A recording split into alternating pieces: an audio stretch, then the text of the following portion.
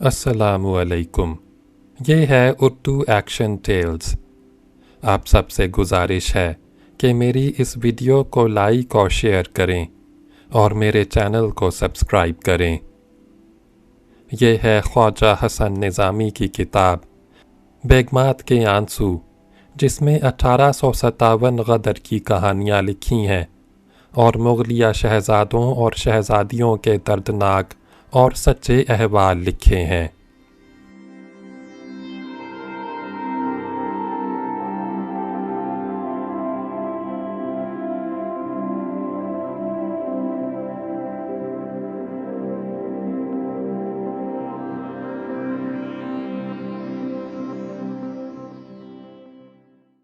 غدر کی تصویر۔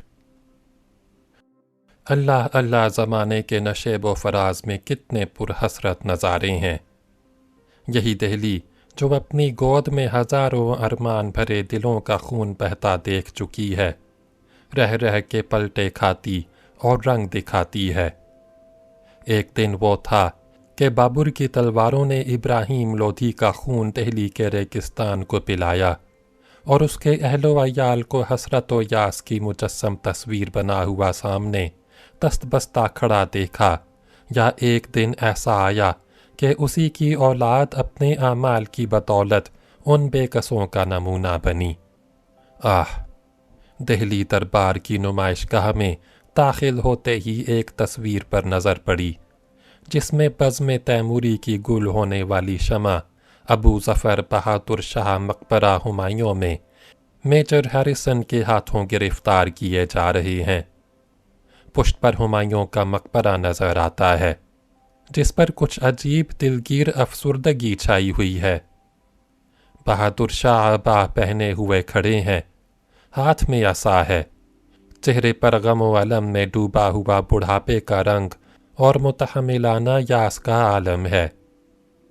Major Harrison سرخ وردی پہنے بادشاہ کا دامن پکڑ کر کھڑے ہیں اور ان کے دو ہمراہی بادشاہ کی پشت پر نظر آتے ہیں۔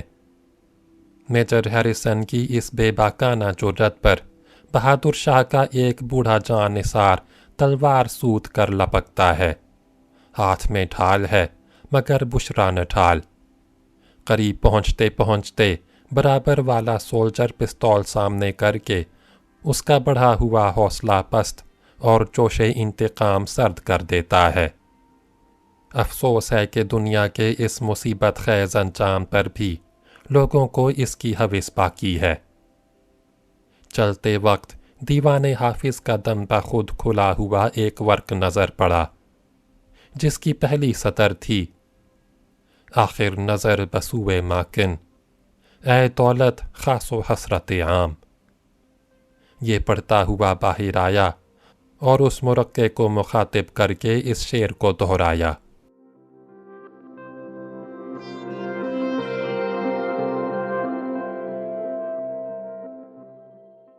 بھکاری شہزادہ۔